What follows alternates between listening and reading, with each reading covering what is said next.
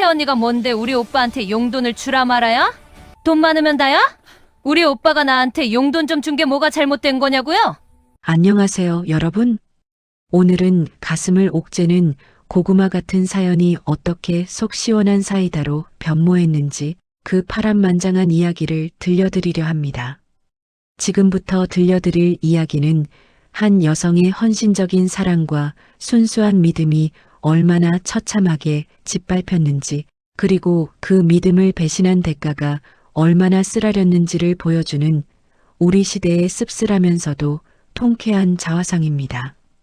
사랑하는 사람만 있으면 그 어떤 역경도 헤쳐나갈 수 있다. 이 아름다운 문구는 우리가 흔히 듣는 결혼의 서약입니다.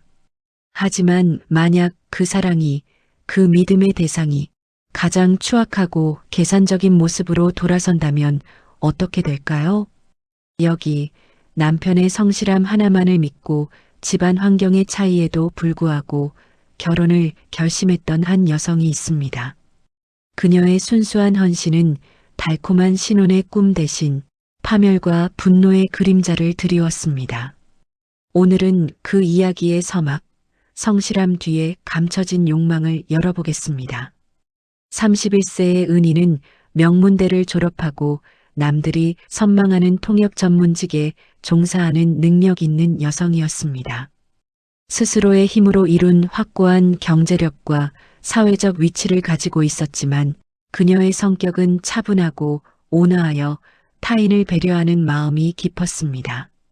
특히 부모님의 영향으로 돈이나 배경보다 사람을 중요하게 생각하는 가치관을 가지고 있었기에 그녀의 주변에는 항상 진실된 사람들이 모였습니다. 그녀의 가정 환경은 유복했습니다.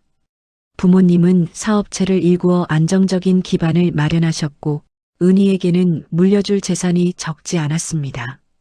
반면 32세의 남편 성준의 집안은 경제적으로 넉넉하지 못했습니다.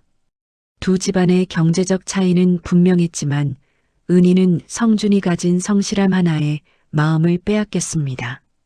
성준은 오랫동안 공무원 시험을 준비하느라 고생했지만 은희는 그 시간이 곧 한 사람의 목표를 향한 끈기와 성실함을 증명한다고 믿었습니다.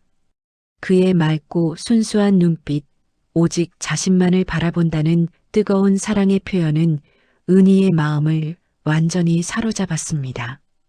다른 건 아무것도 필요 없어. 오직 은희 당신 하나만 보고 살고 싶어. 라는 그의 진심 어린 고백에 은희는 배경의 차이를 모두 무시하고 2년 전 결혼을 감행했습니다. 결혼 후 2년간 은희는 성준을 아낌없이 지원했습니다. 경제적인 부분은 물론 정신적으로도 헌신하며 그의 꿈을 응원했습니다. 그 헌신 덕분일까요? 성준은 공무원 시험 준비를 접고 진로를 대기업 취업으로 정격 수정했습니다. 그리고 올해 노력 끝에 마침내 국내 굴지의 대기업에 합격하며 부부에게 새로운 행복이 찾아오는 듯 했습니다. 은희는 이 소식을 듣고 누구보다 기뻐했습니다. 남편의 늦은 성공에 대한 기쁨과 이제야말로 두 사람이 함께 미래를 설계할 수 있다는 안도감이 뒤섞여 그녀는 희망에 부풀었습니다. 시댁 식구들도 아들이 대기업에 입사했다는 사실에 잔뜩 고무되었고 은희는 겉으로는 화목해 보이는 시댁의 분위기에 일조하기 위해 더욱 노력했습니다. 하지만 바로 이 성공의 순간이 모든 불행의 씨앗이 될 줄은 그녀는 꿈에도 몰랐습니다. 남편의 대기업 입사는 시댁 식구들에게 아들 뒷배의 전문직 며느리라는 공식을 완성시켜 주었고 그들은 이 성공을 자신들의 성공으로 착각하기 시작했습니다. 그리고 곧 그 착각은 은희의 삶을 짓밟는 파렴치한 요구와 계획으로 이어지게 됩니다. 남편 성준이 대기업에 입사한 직후 시댁 식구들의 태도는 180도 달라졌습니다. 이전에는 우리 며느리가 고생이 많구나. 우리는 너희 둘만 행복하게 살면 된다라며 조심스러운 태도를 보이셨던 시부모님은 아들이 대기업 직함이라는 트로피를 달자마자 완전히 다른 사람이 되셨습니다. 그들의 머릿속에는 오직 하나, 아들 내외의 경제력에 합법적으로 기대어 집안의 살림을 업그레이드할 수 있다는 계산뿐이었습니다. 문제는 노골적인 요구에서 시작되었습니다. 시어머니는 성준에게 전화를 걸어 우리 장남이 대기업에 들어갔으니 이제 우리도 호강 한번 해보자는 궤변을 늘어놓으셨습니다. 그리고 그 방법은 실로 구체적이고 황당했습니다. 아들, 드디어 내가 취직했으니 이제 아들 덕에 우리 집 리모델링 좀 해야 하지 않겠니? 겨울엔 우풍 때문에 춥고 낡아서 보기가 흉하기도 하고 엄마도 이제는 좀 세련된 집에서 살고 싶구나.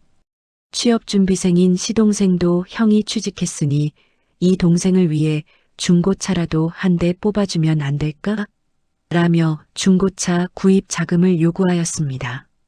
아직 학생이던 신우이도 오빠가 대기업 들어가서 돈 잘 번다는데 내가 어디 가서 기죽고 다니게 할 거야? 며 매달 정기적인 용돈을 요구했습니다. 그러나 이 모든 요구는 성준이 아닌 실질적인 재력을 가진 은희를 향한 것이었습니다. 시댁 식구들은 이런 사실은 생각지도 않고 아들인 성준에게 돈 주기를 바랐습니다. 성준은 어머니와 동생들의 요구를 아내에게 솔직하게 털어놓을 용기가 없었습니다.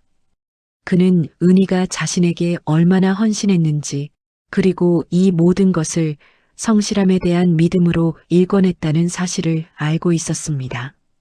염치 없는 시댁 식구들의 요구를 그대로 전했다가는 아내에게 실망감을 안겨주고 결혼 생활에 금이 갈 것을 두려워했습니다. 하지만 그는 은희와의 믿음을 지키는 대신 가장 비겁하고 치졸한 방법을 선택했습니다. 바로 몰래 카드를 사용하는 것이었습니다. 성준은 자신이 관리하던 생활비 카드와 취직 후 발급받은 카드를 이용해 시댁의 요구 사항을 하나씩 처리해 주기 시작했습니다. 물론 이 카드의 대부분 잔고는 은희가 벌어들인 수입으로 채워지고 있었습니다. 그는 아내에게는 어머니와 친구분들에게 취직 기념으로 식사 대접을 해드렸다거나 친척분들과 작은 모임을 가졌다는 등의 거짓말로 둘러댔습니다. 첫 달 시어머니의 안방과 화장실, 주방 리모델링과 보일러, 교체 비용으로 1,600만 원이 결제되었습니다. 성준은 이를 자신의 효도라고 정당화했습니다. 다음 달 시동생의 중고차 구입 대금 일부가 나갔습니다. 그는 형으로서 동생을 돕는 것은 당연하다고 생각했습니다. 그 후로는 매달 신우이에게 용돈 명목으로 일정 금액이 현금 인출되거나 송금되었습니다. 그는 자신의 대기업 월급만으로는 이 모든 것을 감당할 수 없었기에 결국 아내 몰래 카드를 사용하는 횟수가 늘어났습니다. 은희는 전문직으로서 벌이가 워낙 좋았고 결혼 후 남편에게 경제권을 어느 정도 위임한 상태였기에 자잘한 지출 내역에 대해서는 크게 신경 쓰지 않았습니다. 그녀는 남편의 성실함과 진실함을 믿었기 때문에 굳이 의심할 필요가 없다고 생각했습니다. 이런 비밀스러운 지출은 약 6개월간 이어졌습니다. 6개월 동안 시댁은 결국 은희의 돈으로 낡은 집을 바꾸고 아들의 뒷돈을 받고 딸의 용돈까지 챙기는 특혜를 누렸습니다. 시댁 식구들은 매번 성준에게 잘난 우리 아들 덕분에 우리 살림이 폈다며 흡족해했고 성준은 그들에게서 받는 인정과 효자 코스프레의 만족감에 젖어 죄책감을 덮어버렸습니다. 하지만 바늘 도둑이 소 도둑된다는 말처럼 그의 비밀스러운 지출은 결국 폭발적인 재정 문제로 이어지게 됩니다. 6개월 후 우연히 카드사의 명세서를 확인하게 된 은희는 눈앞에 펼쳐진 충격적인 지출 내역을 보며 큰 배신감에 휩싸이게 됩니다. 대기업 취업 축하 파티에 쓰였다던 돈의 실체는 무엇이었을까요? 그리고 그 진실을 마주한 남편과 시댁 식구들은 과연 어떤 반응을 보였을까요? 은희는 평소대로 가계부를 정리하기 위해 공동으로 사용하던 카드사의 월별 명세서를 확인했습니다. 전문직인 그녀의 수입이 대부분이었지만 남편의 성실함을 믿었기에 대략적인 금액만 확인했을 뿐 이제껏 세부 내역까지 꼼꼼히 들여다보지는 않았습니다. 하지만 그날은 왠지 모르게 지출액이 평소보다 훨씬 과도하다는 느낌을 지울 수 없었습니다. 명세서를 자세히 들여다보던 은희의 얼굴은 점점 하얗게 질렸습니다. 인테리어 회사, 가구점, 주방용품 항목에 찍힌 수백만 원대의 결제 내역과 차량 및 정비 항목에 찍힌 거액의 지출, 그리고 매달 정확히 같은 날짜에 현금 인출 및 송금된 내역까지 그녀는 직감적으로 이 모든 지출이 자신의 생활과는 무관하다는 것을 깨달았습니다. 은희는 침착하게 결제처를 확인했고 곧 모든 퍼즐 조각이 맞춰졌습니다. 리모델링 업체, 중고차 매매상, 그리고 신우이에게 송금된 정기적인 용돈 내역까지 그 모든 것은 남편이 그녀에게 했던 효도나 친목 모임이라는 달콤한 거짓말 뒤에 숨겨진 시댁 식구들을 위한 은밀한 재정 지원이었습니다. 무려 6개월 동안 지속된 철저히 계획된 배신이었습니다. 분노와 배신감에 떨던 은희는 명세서를 성준 앞에 던졌습니다. 이게 다 뭐야? 설명 좀 해봐. 6개월 동안 나 몰래 대체 무슨 짓을 한 거야? 성준은 처음에는 얼굴이 새파랗게 질려 고개를 숙이며 미안해, 은희야. 정말 미안해를 반복했습니다. 그러나 은희가 실망감을 감추지 못하고 냉정하게 이 일의 경위와 금액의 출처를 묻자 그의 태도는 순식간에 돌변했습니다. 나는 이렇게 좋은 집에서 따뜻하게 잘 살고 있는데 우리 엄마랑 내 동생들은 추운 데서 살라고 하기엔 좀 그렇잖아. 당신이 좀 이해해 줄 수 있는 거 아니야? 이 정도 돈 우리에게는 큰 돈도 아니잖아. 내가 대기업 들어갔다고 식구들이 기대를 하는데 모른 채 하기가 좀 그랬어. 나도 체면이 있지. 어차피 당신한테 말해봤자 안 된다고 할 게 뻔하니까 그냥 내가 알아서 해결한 거야. 이게 다 우리 가정을 위한 거였어. 나한테 상의도 없이 독단적으로 저질러 놓고 이게 가정을 위한 거니? 그래, 100번 양보해서 어머니 집 리모델링은 그렇다 쳐도 내 돈으로 당신 집안 살림을 업그레이드하고 동생들 차에 용돈까지 대주는 게 가정을 위하는 거야? 나한테 단 한마디 상의도 없이 비밀리에 내 지갑을 털어간 거잖아. 나는 당신이 나를 이해해 줄 거라 믿었어. 이 정도는 그냥 눈 감아줄 수 있는 거잖아. 우리 집안은 당신에게 아무것도 바란 적 없어. 단지 아들이 이젠 어엿한 직장인이 되니까 나한테 부탁을 한 거야. 당신은 왜 나한테만 이렇게 야박하게 굴어? 당신이 너무 야박하니까 내가 몰래 할 수밖에 없었던 거라고. 내 월급으로 다 갚을 거니까 걱정 마. 아무리 대기업에 다닌다 해도 성준의 월급으로 수천만 원을 메워 넣는다는 건 불가능한 일이었습니다. 성준은 자신의 잘못을 인정하기는커녕 오히려 은희가 돈이 많은데도 야박하게 굴었다는 식으로 책임을 전가했습니다. 사랑과 믿음으로 결혼했던 남편의 입에서 나오는 돈과 집안을 운운하는 비열한 말들은 은희의 가슴에 비수처럼 꽂혔습니다. 은희는 이 문제를 더 이상 묵과할 수 없다고 판단하고 시부모님을 찾아뵙고 자초지종을 설명하며 사과를 요구했습니다. 하지만 시댁 식구들의 반응은 남편보다 한술 더 떴습니다. 아니, 은희야. 너 정말 너무하구나. 내 남편이 대기업에 들어가서 이 집안을 위해 돈 좀 썼기로 그 정도 푼돈 가지고 시댁에 생색을 내는 거냐? 내가 돈이 그렇게 많아서 썩어난다는데 우리 아들이 집안을 좀 도운 게 뭐가 문제야? 언니, 오빠 월급으로 용돈 준 건데 언니가 나서서 뭐라 하는 건 좀 웃기지 않나요? 솔직히 우리 집보다 잘 사는 언니가 생색내는 거 웃겨요. 내가 뭐 몇 천만 원 달라고 했나요? 그깟 오빠가 동생 용돈 좀 준 게 뭐가 그렇게 대수예요? 언니가 우리 오빠 기를 너무 죽이는 거 아니에요? 시댁 식구들은 은희의 분노를 이해하거나 미안해하기는커녕 오히려 그녀를 돈도 많은 주제에 인색한 며느리로 몰아세웠습니다. 그들은 성준이 아내 몰래 돈을 빼돌린 행위 자체보다 며느리가 그것을 문제 삼아 자신들의 이득을 회수하려 한다는 사실에 분노했습니다.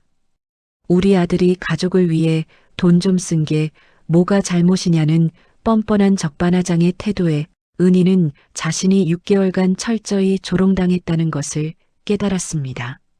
그녀가 사랑했던 남편의 성실함은 허울뿐이었고 그 뒤에는 시댁 식구들의 탐욕과 남편의 비겁함이 숨겨져 있었던 것입니다. 남편 성주는 이미 은희에게 경제적인 신뢰를 완전히 잃었지만 시댁 식구들은 아랑곳하지 않았습니다. 특히 신우이는 매달 받던 용돈이 끊길 위기에 처하자 은희에게 노골적으로 불만을 표출하기 시작했습니다. 어느 날 시댁에서 가족 식사를 하던 중 신우이는 성준과 은희 부부가 보는 앞에서 용돈 이야기를 꺼냈습니다. 오빠 요즘 언니 때문에 나 용돈 안 보내는 거지?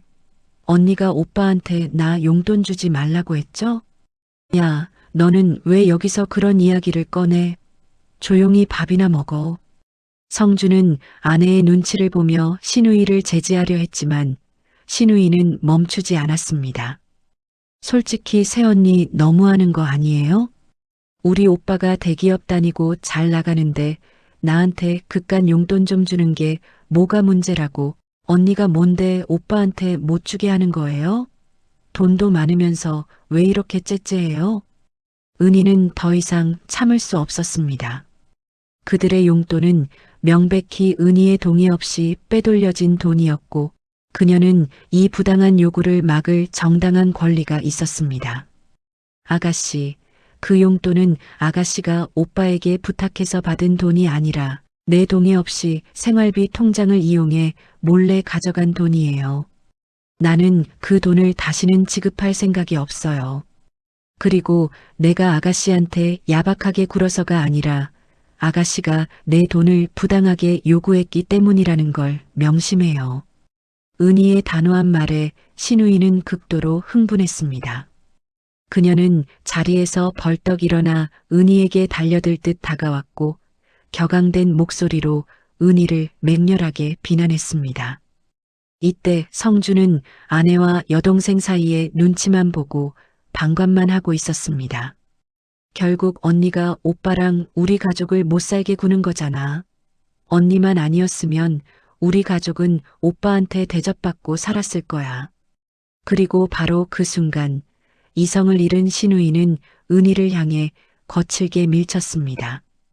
은희는 당시 임신 3개월 차였습니다. 시댁 식구들에게는 아직 알리지 않았던 비밀이었습니다. 그녀는 전혀 예상치 못한 강한 충격의 중심을 잃고 그대로 바닥에 넘어졌습니다.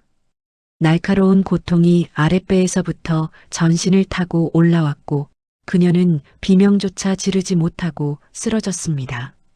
은희야, 은희야.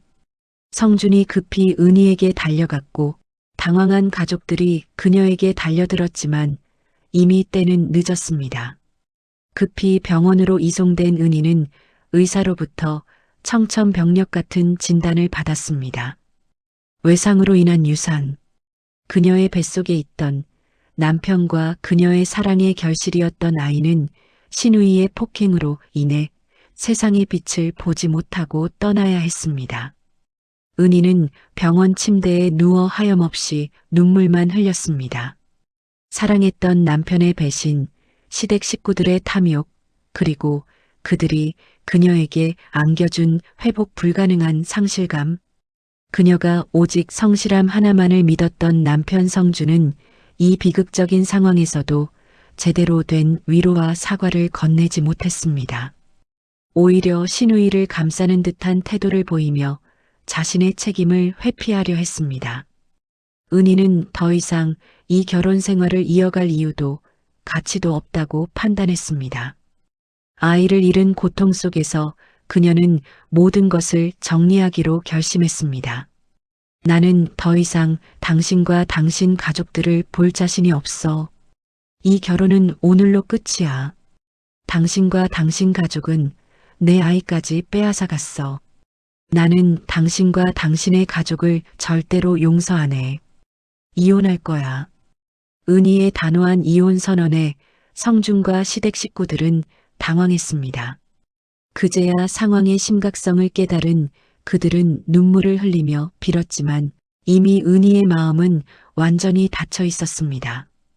그녀는 자신이 겪은 모든 비극의 대가를 그들에게 치르게 하리라 결심했습니다. 은희의 유산과 이혼 소식은 친정 부모님에게 충격과 분노 그 자체였습니다. 그동안 딸에게 있었던 일을 들은 그녀의 부모님은 딸의 아픔에 같이 눈물 흘렸고 위로를 해주었습니다. 부유하지만 겸손했던 은희의 부모님은 사위의 집안 환경을 문제 삼지 않고 딸의 선택을 존중해 주었지만 그들이 딸에게 안긴 고통과 상실감은 용서할 수 없는 것이었습니다. 특히 자신들의 손주가 뱃속에서 억울하게 희생되었다는 사실은 노부모님의 마음을 갈기갈기 찢어 놓았습니다. 평생 사업을 하며 산전수전을 다 겪은 은희의 아버지는 격앙된 감정 대신 냉철한 이성을 되찾고 변호사와 회계사를 고용해 즉각적인 응징 계획을 실행에 옮겼습니다. 은희의 부모님은 최고의 법률팀을 동원하여 성준과 시댁 식구들을 압박했습니다. 사위 성준에게는 배우자 몰래 재산 빼돌림을 근거로 하는 귀책사유 이혼 소송과 더불어 정신적 피해 보상 위자료를 청구했습니다. 신우이에게는 임산부 폭행 및 태아 사망이라는 명백한 상해죄 및 폭행죄로 형사 고소장을 접수했습니다. 신우이는 곧바로 경찰 조사를 받게 되었고 전과자 신세가 될 위기에 처했습니다. 지난 6개월간 사위가 딸의 카드와 생활비 통장으로 시댁 살림에 유용한 모든 비용에 대해 부당이득 반환 소송을 제기했습니다. 은희의 아버지는 변호사를 통해 딸에게 보상 없이 편취한 모든 금액은 한 푼도 남김없이 돌려받겠다고 공언했습니다. 성준이 다니는 대기업 인사팀에 이혼 소송의 귀책 사유 및 시댁 식구들의 비상식적인 행동이 담긴 증거 자료를 전달했습니다.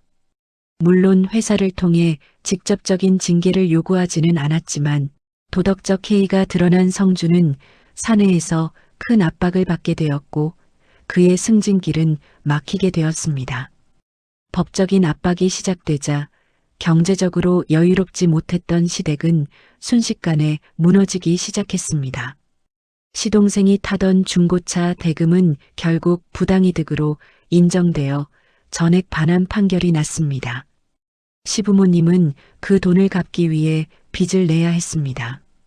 신우이는 임산부 폭행이라는 죄명 앞에서 발을 동동 굴렀습니다.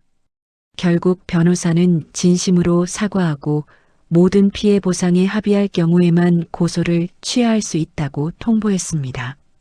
성준은 회사에서의 압박, 거액의 위자료 청구, 그리고 시댁 식구들의 요구에 굴복하여 빚을 다 갚아주어야 하는 상황까지 겹치자 완전히 몰락했습니다.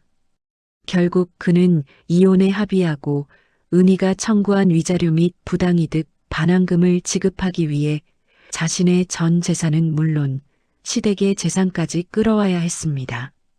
최종적으로 이혼은 성립되었습니다.